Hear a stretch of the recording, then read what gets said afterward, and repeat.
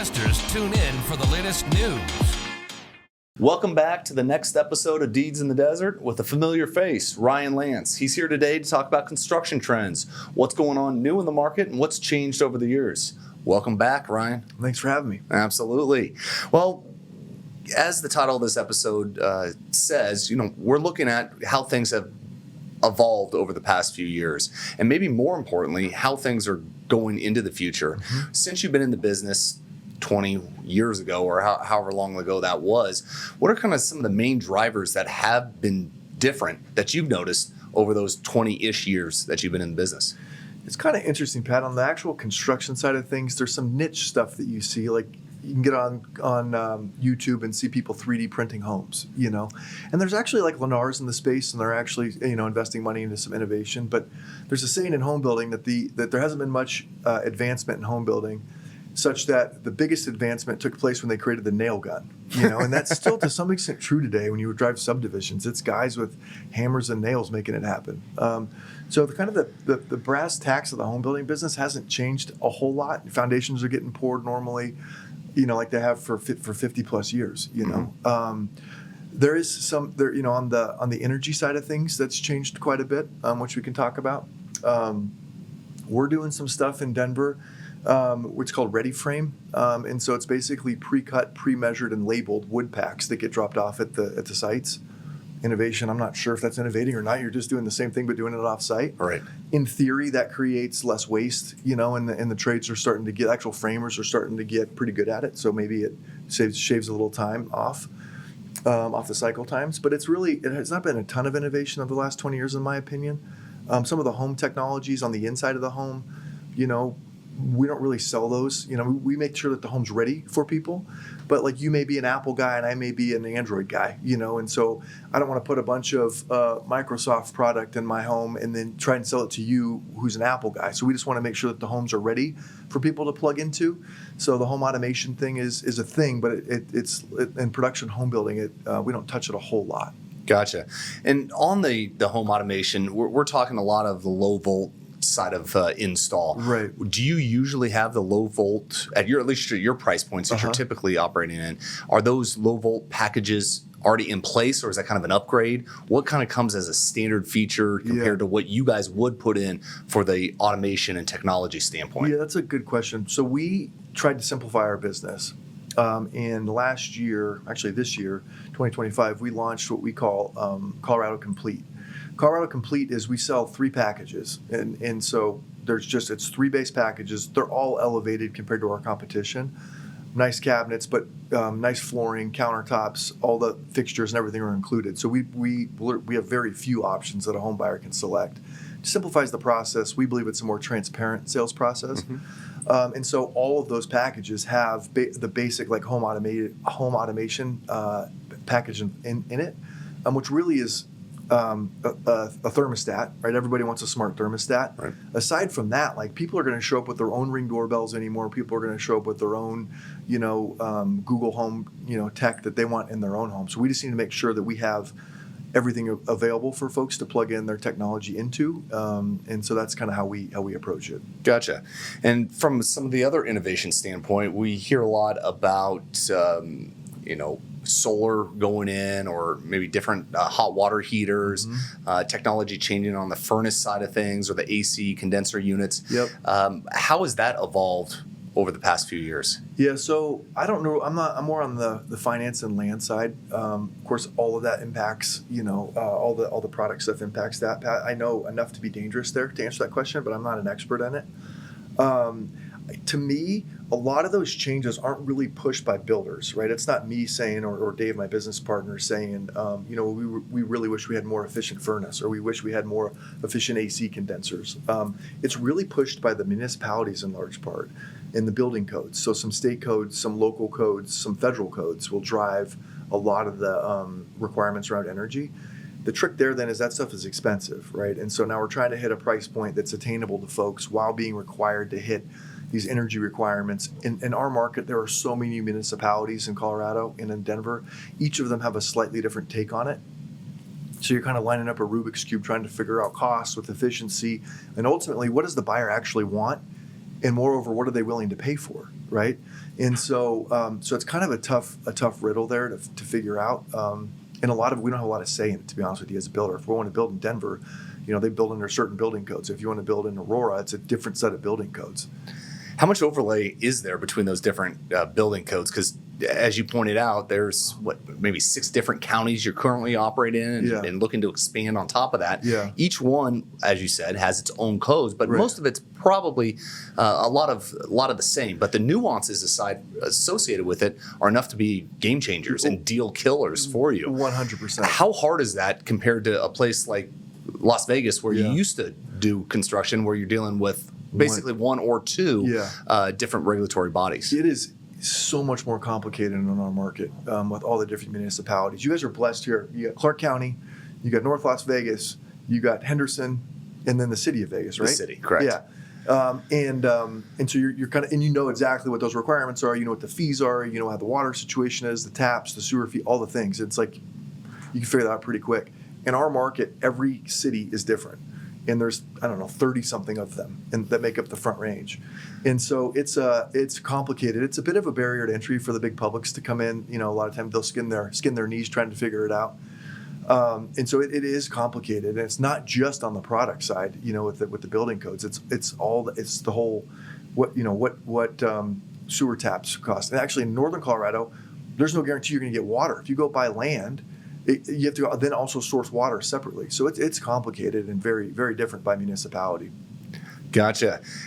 What are the, without throwing anybody under the bus, who's the easiest municipality to deal with in Colorado? We really have had a good experience with Lone Tree, that community we just closed on. We talked about in the last episode at Park Meadows Mall. They're in Lone Tree. We have another community also in Lone Tree called Lyric. Across the highway there in Ridgegate, and they've been really great to work with. They're just pro-business. They have a common sense approach to solving problems, which we're grateful for. So they're the one that we've had, I think, the closest relationship with, and as a result, we keep reinvesting in their community. Absolutely. And when we were talking about the AC units and the furnaces, kind of new building codes, and you said most of that is driven by the municipalities, how have you seen the sustainability change? Is this kind of a catchphrase that you hear on the news and marketing materials, or is this something that the municipalities are really pushing and therefore the developers are actually implementing? Yeah, the latter. Like, we have to. If you want to build in Boulder, you need to build to a green standard. If you want to build in Denver, I think they're on the 2001 energy code in Denver. I'm sorry, 2021 rather, energy code in Denver. A little different. Yeah, exactly, 20 years later. And so you have to meet their criteria, otherwise you won't pass. You won't pass the inspections. Yeah, and do they change that often? And if so, what are usually the biggest hurdles? Does it come from insulation, the sustainability from sourcing, or the emissions side of things? It all ends up just being additional costs, right? So the home buyer, all of us would rather live in a more efficient home, right? We all of us would. I don't think anyone would be like, yeah, I want to live in a really inefficient house, right? No one says that. But are you willing to pay an extra $80,000 for your home? To save money on your energy bill. Like, even if you want to do that, can you do that? Can you afford to do that? Mm-hmm. So that's really where the rubber meets the road on a lot of this stuff. It's the municipalities drive the energy code, drive the energy requirements. We do our absolute best to source the best product at the lowest, the most affordable price, so that we can both meet the the energy code requirements and try to bring a product to our consumer, to our home buyers, that they can afford.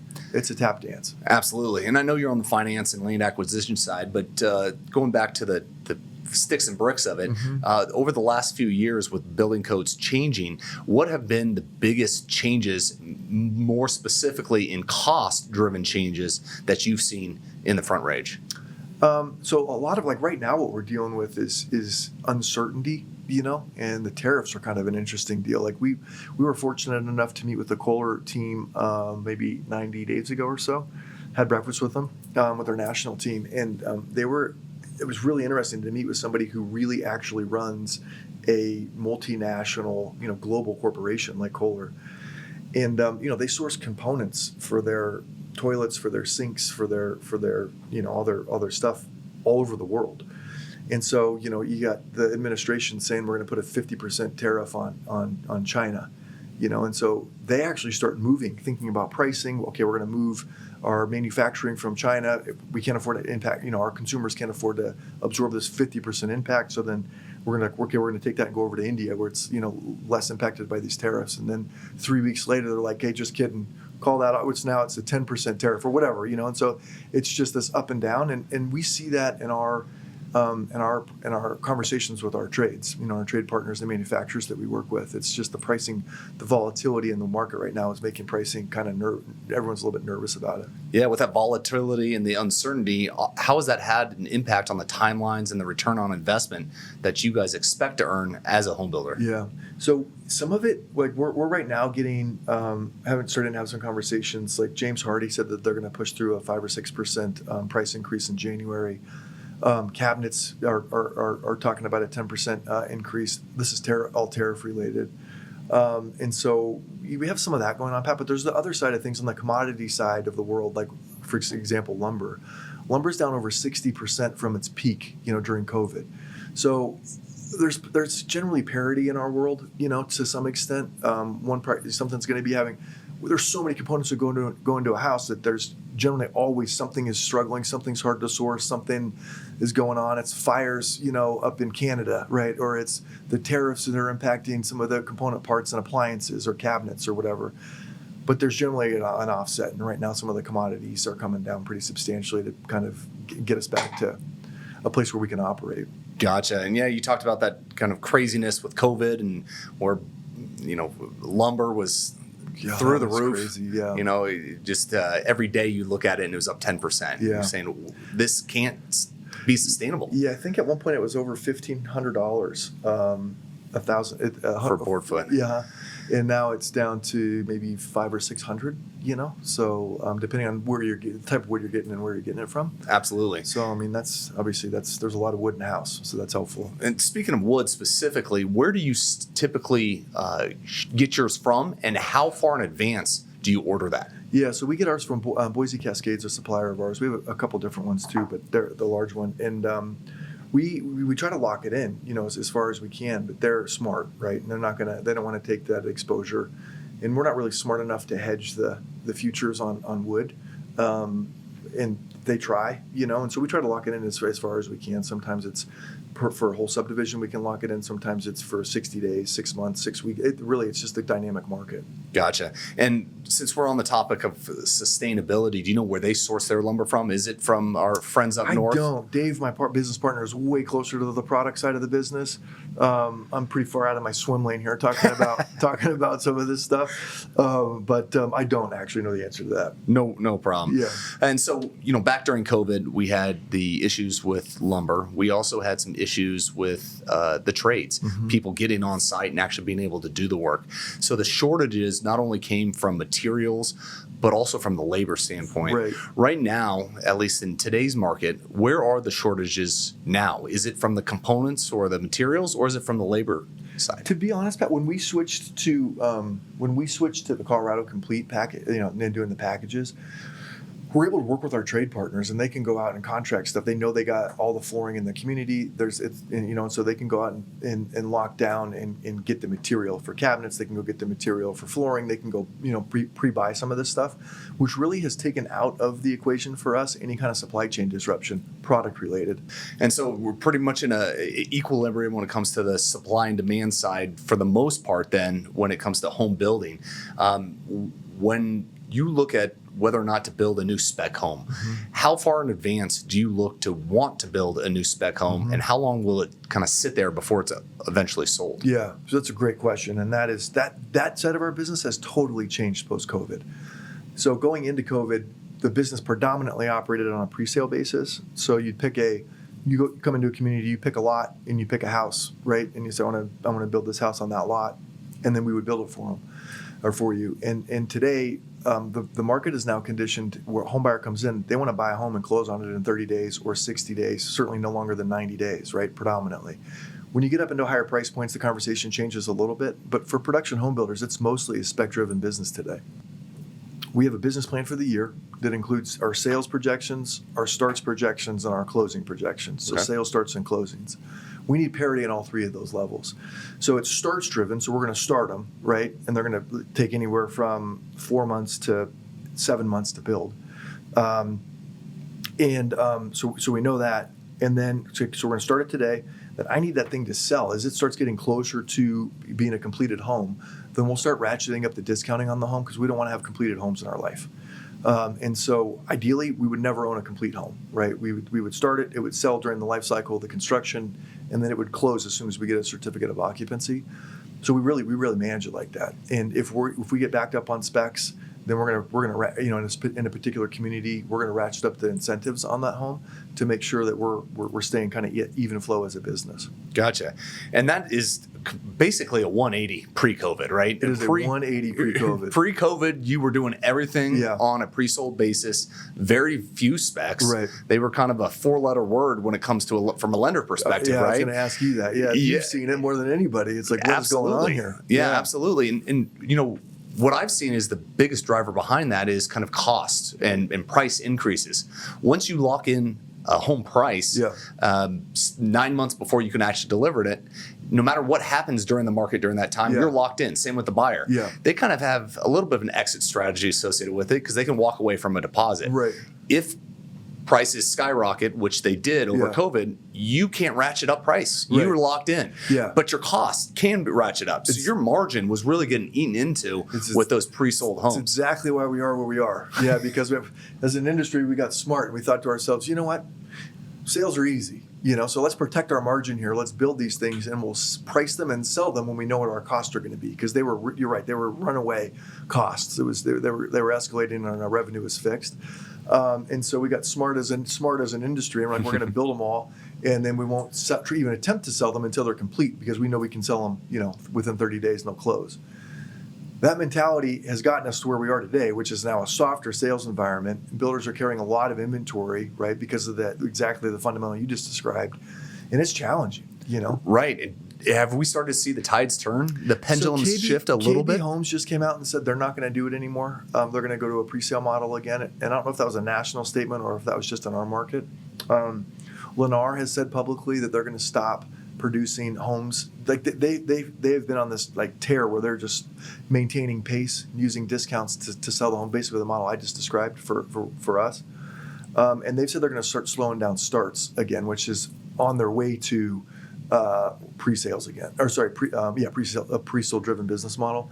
It is a much safer business model for builders and for lenders. Mm-hmm. If we've got a buyer, and a deposit from that buyer before we start the home. So that wouldn't hurt my feelings if we went back there as an industry. How do you see that shifting right now? Or maybe if I asked you this question a year ago, it was darn near 100% of the market on a spec basis instead of pre-sale at below, in your market, maybe $1 million, not 800,000, whatever the number is out there. Yeah.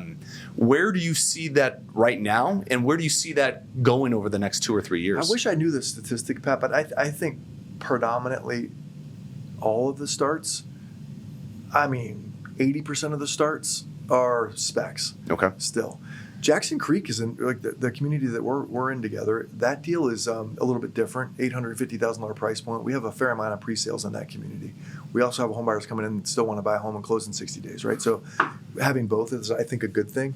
But our market is still predominantly a spec-driven market. Yeah, absolutely. And to answer the second part of your question, I do feel like the tide is changing a little bit. Like KB pulling back, Lennar's pulling back.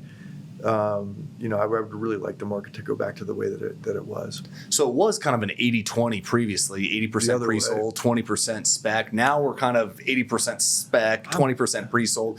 Where do you think the equilibrium really will be in a few years? We're going to go to 50-50, or we're going to go back to the way it was, where more were on the pre-sold basis? I think it depends a bit on price point, right? Because if you're a tenant, whether you're in one of these new BTR communities, or, build-to-rent communities, or if you're in an apartment, you just signed a lease today, right? You're not going to go out tomorrow likely and start looking for a home to buy, right? Or even in 90 days, you're not going to go out and start looking for a home to buy. You probably won't start thinking about where you're going to live until maybe 60 days, 90 days when your lease is starting to roll. Then you're like, okay, I'm going to go look for something to buy. I think those buyers are always going to want a spec. They're not going to want to wait for 9 months to get a home or 6 months to get a home delivered to them. So I think in the lower price point, I think we'll probably see this trend continue in terms of spec driven. You get up into the, where people are moving down, to a maybe in my market, in the Denver market, maybe $650,000, $700,000, $800,000 move down buyers, right? They're not, they can wait, right? They're thinking we're going to leave this big family home and we're going to go buy a patio home for $700,000.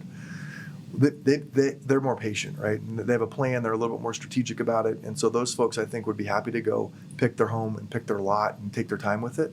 So I could see that flipping pretty quick back to kind of the other 80-20 rule. Right. So I think maybe it's a tale of two stories there, depending on price point. Absolutely. Kind of getting back onto the sustainability topic.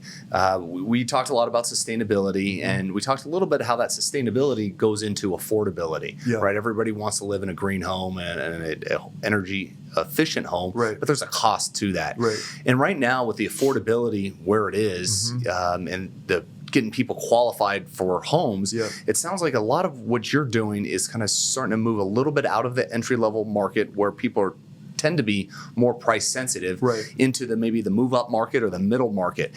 In your market, the front range, what price point is that middle market? So I would say $675 probably. Okay. Kind of starts, and it probably goes up to about $1 million. Okay. And in that price point, in the middle market price point, what? 700 maybe. Okay. Yeah. 700 to $1 million is that middle market in the front range, at least today. Who knows what it's going to be next year. But as of right now, what type of amenities are home buyers really looking for in that price point? In the home or in the community? Both. Yeah. So we're really lucky in our market to have so many amenities just in Denver, and access to the mountains and ski properties and all the things up there.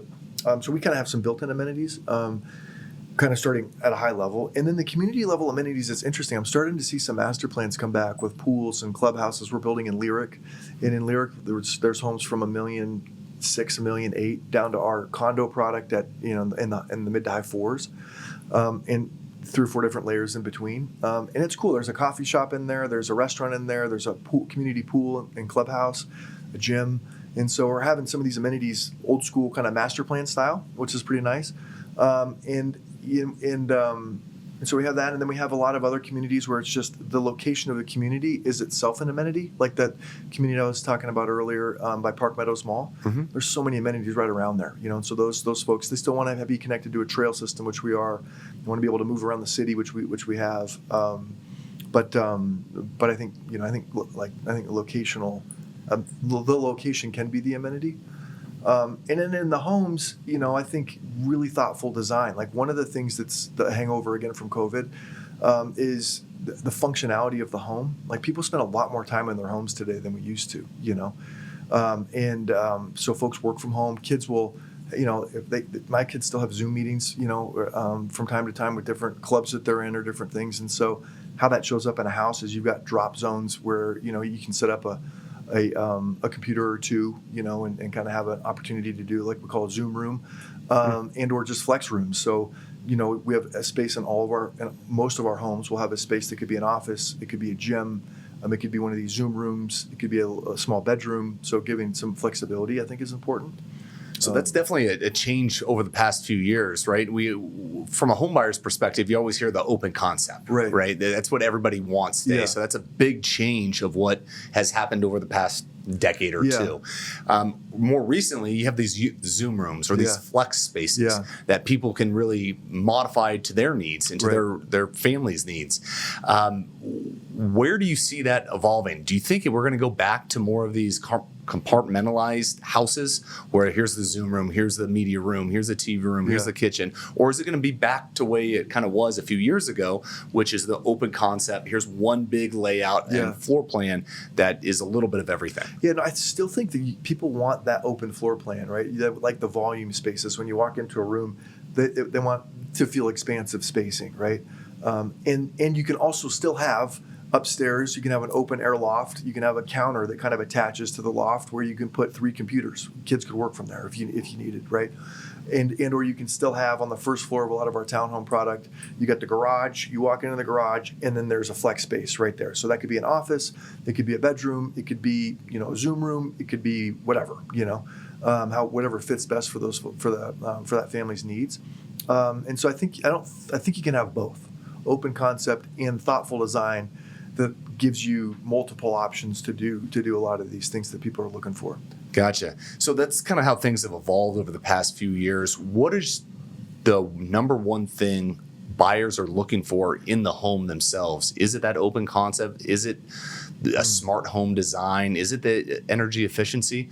Do you have any one thing that they're looking for? I don't think there is one thing. I think that what we need to do as home builders is build a product offering in a community and in the community, like around in multiple locations that fit everybody's needs. Different price points, different square footages.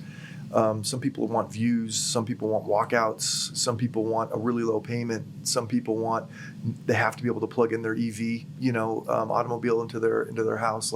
You want to check as many boxes as you can in each location. But everyone's preferences are different, truly. Absolutely. And so there's obviously a give and take there with you and your home buyers, what they want, what they're willing to pay for, what you can realistically put into place as a production home builder. Right. There's obviously a give and take that obviously goes into play and has been for umpteen number of years and will continue to be. But that kind of cat and mouse game, as it evolves, we see different price points coming in. We see different amenities becoming standardized and different aspects kind of evolving into a more standard original home. When somebody goes in and buys that new home, they expect to kind of be getting involved of exactly what they want, right? They choose your product, which is typically priced a little bit higher than the resale home next door because they can kind of customize exactly what they're looking for. Right. Have you seen that new home premium decrease or increase post-COVID? Well, it was traditionally, and this is my opinion, backed by data, but I don't track this super closely. But traditionally, conventional wisdom maybe would say that a new home should sell at about a 20% premium to existing homes, or what we call used homes. And so which kind of makes sense for some of the reasons that you just said. But Pat, right now is the second time in my career new homes are less expensive than resale homes. Why is that? I think as an industry, we're trying to create urgency, right? And so if a house is worth $500,000 and you're driving around and you look at a bunch of resales for $500,000, and then you come to our store and you're like, oh, one of our locations, and it's a similar square footage. Okay, fine, it's new, but it's $600,000. They're like, well, there's a lot of opportunities for $500,000. I can go buy new for $600,000. Interest rates are pretty high right now at 6.25%, down from 8%, right? And down from 8%, and also up from under 3%, but still 6% is a pretty good interest rate for these guys, pretty high interest rate as it relates to payment. So what they do is they don't do anything. They're like, we're just gonna wait. We're gonna wait and see if interest rates come down. We're gonna wait and see what happens in the market. We're just nervous. So as an industry, we got to create urgency with these folks. So here's what we're gonna do. How about you come buy a new home from us, and we'll sell it to you for $495. And then it's a no-brainer. We created urgency. It's a unique opportunity and time for these folks to be able to execute that and get into a brand new home at an under resale price. And we've created the urgency that we needed to create to get a deal done. So I think as an industry, we're doing that right now. We're selling houses. We're not making much money, but we're moving through our inventory. So I think that's what's going on right now. Absolutely. And that's a huge change what builders' mindsets have been pre and post COVID, right, of how they build, when they sell, and what rates they go for. Right. So we've definitely seen some evolution from the builder's standpoint and the home buyer's standpoint of how things are being done differently over the past few years. I'm sure that ebb and flow will continue on for the foreseeable future, and it'll be in our industry as well. When we're working hand in hand with you, we've been working with you guys for 13 years now, Yep. Quite a while, and doing kind of the same type of lending, but different project, different price points. And as this evolution continues continues to evolve, we'll be there right along your side. And hopefully you guys will be there right along our side as well at D's in the Desert, doing another episode with Ryan Lantz, talking about the trends in builders and how it's evolved over the past few years. Please like, follow, and subscribe to the link below and never miss out on any bit of content we have from Ryan Lantz or other developers just like him. Thank you. Thank you. Thanks for joining us this week on Deeds in the Desert, where short-term investments meet long-term investors. We hope you enjoyed the content so much that you share it with all your friends. Who doesn't like learning about passive fixed income, right? Still hungry for more education? Visit our website at ignitefunding.com. Or if you're ready to take the leap and start investing, give us a call at 702-761-0000 and schedule a free investor consultation.